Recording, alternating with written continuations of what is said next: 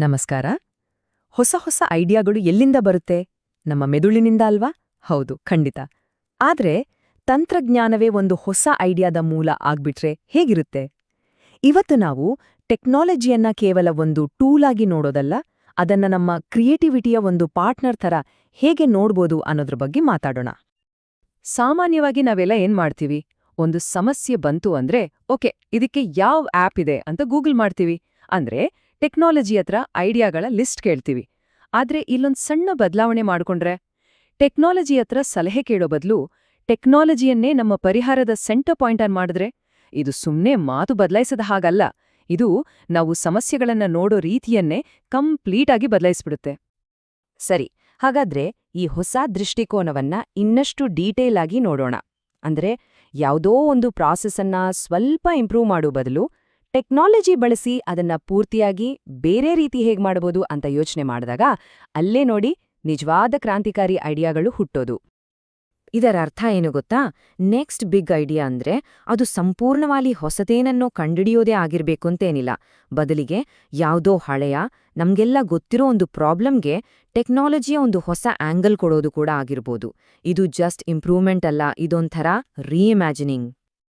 ಇದೇನೋ ಸುಮ್ನೆ ಥಿಯರಿ ಮಾತಾಡ್ತಿದೀವಿ ಅನ್ಕೋಬೇಡಿ, ಇದು ಆಲ್ರೆಡಿ ನಮ್ ಸುತ್ತಮುತ್ತ ನಡೀತಾನೇ ಇದೆ. ಬಹುಶಃ ನಾವು ಅದನ್ನ ಅಷ್ಟು ಗಮನಿಸಿರೋದಿಲ್ಲ ಅಷ್ಟೇ.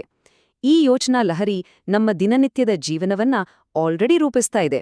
ಬನ್ನಿ, ಕೆಲವು ಉದಾಹರಣೆಗಳನ್ನು ನೋಡೋಣ. ಮೊದಲಿಗೆ ನಮ್ಮೆಲ್ಲರ ಲೈಫ್ನಲ್ಲಿರೋ ಒಂದು ದೊಡ್ಡ ತಲೆನೋವು ಟ್ರಾಫಿಕ್. ಈ ಸಮಸ್ಯೆಯನ್ನೇ ತಗೊಳ್ಳೋಣ. ಇಲ್ಲಿ ಟೆಕ್ನಾಲಜಿ ಹೇಗೆ ಕೆಲಸ ಮಾಡ್ತಿದೆ?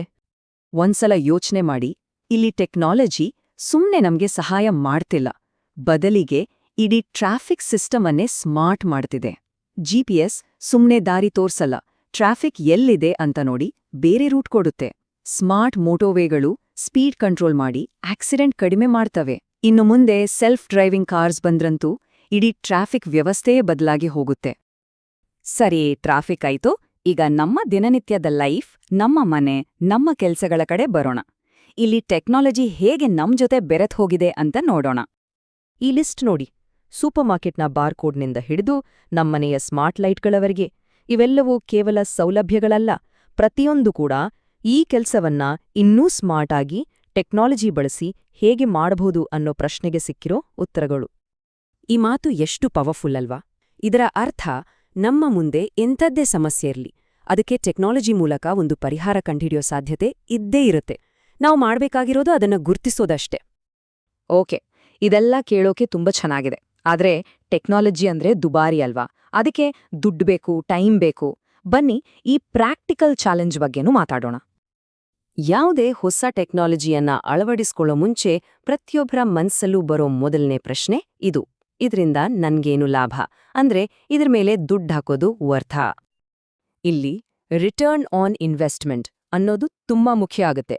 ಅಂದ್ರೆ ನಾವು ಹಾಕಿದ ದುಡ್ಡು ಎಷ್ಟು ಬೇಗ, ಯಾವ ರೂಪದಲ್ಲಿ ನಮಗೆ ವಾಪಸ್ ಬರುತ್ತೆ? ಈ ಒಂದು ಲೆಕ್ಕಾಚಾರವೇ ನಮ್ಮ ಮುಂದಿನ ಸ್ಟೆಪ್ಸ್ ಅನ್ನ ಡಿಸೈಡ್ ಮಾಡುತ್ತೆ. ಹಾಗಾದ್ರೆ ಹೊಸ ಟೆಕ್ನಾಲಜಿ ಬೇಕು ಅಂದ್ರೆ ದೊಡ್ಡ ಮೊತ್ತದ ಹಣವನ್ನ ಒಂದೇ ಸಲಕ್ಕೆ ಹಾಕ್ಲೇಬೇಕಾ? ಖಂಡಿತ ಇಲ್ಲ.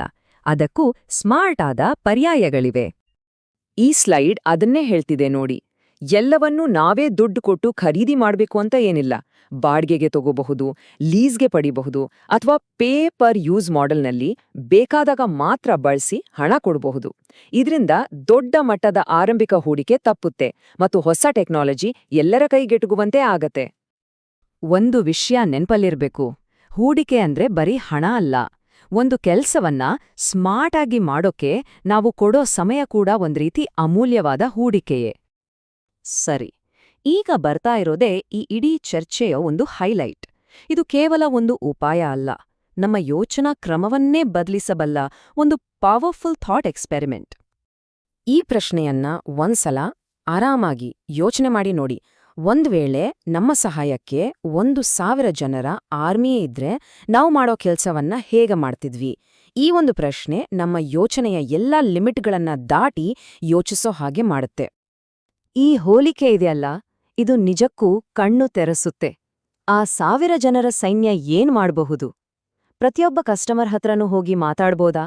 ಅದಕ್ಕೆ ಟೆಕ್ನಾಲಜಿಯ ಉತ್ತರ ಪರ್ಸನಲೈಸ್ಡ್ ವಿಡಿಯೋ. ಎಲ್ಲರನ್ನೂ ಭೇಟಿ ಮಾಡಕ್ ಹೋಗ್ಬೋದಾ? ಅದಕ್ಕುತ್ತರ ವರ್ಚುವಲ್ ಮೀಟಿಂಗ್. ಆ 1000 ಜನರ ಸೈನ್ಯ ಬೆರಲ್ಲೂ ಇಲ್ಲ, ಅದು ಇವತ್ತಿನ ಟೆಕ್ನಾಲಜಿಯಲ್ಲೇ ಅಡಗಿದೆ. ಇದುವೇ ಆ ಯುರೇಕಾ ಮೊಮೆಂಟ್. ಹಾಗಾದ್ರೆ ಈ ಪವರ್ಫುಲ್ ಐಡಿಯಾವನ್ನ ನಮ್ಮ ಸ್ವಂತ ಚಾಲೆಂಜ್ಗಳಿಗೆ ಹೇಗೆ ಅಪ್ಲೈ ಮಾಡ್ಕೋಬೋದು? ಇದರಿಂದ ಕಲಿಬೇಕಾದ ನಿಜವಾದ ಪಾಠ ಏನು? ಬನ್ನಿ ನೋಡೋಣ. ಹಾಗಾಗಿ ಈ ಇಡೀ ಚರ್ಚೆಯ ಕೊನೆಯಲ್ಲಿ ಈ ಒಂದು ಪ್ರಶ್ನೆಯನ್ನ ಕೇಳೋಣ. ಮುಂದಿನ ಸಲ ಯಾವುದೇ ಸಮಸ್ಯೆ ಎದುರಾದಾಗ ಇದನ್ನ ಹೇಗೆ ಸರಿಪಡಿಸಲಿ ಅಂತ ಕೇಳೋ ಬದಲು ತಂತ್ರಜ್ಞಾನದಿಂದ ನಮಗೆ ಏನೆಲ್ಲ ಸಾಧ್ಯ ಅಂತ ಕೇಳಿ ನೋಡಿ. ಸಿಗೋ ಉತ್ತರಗಳು ಬಹುಶಃ ನಮ್ಮನ್ನೇ ಬೆರಗುಗೊಳಿಸಬಹುದು. ಆಲೋಚಿಸ್ತೀರಿ?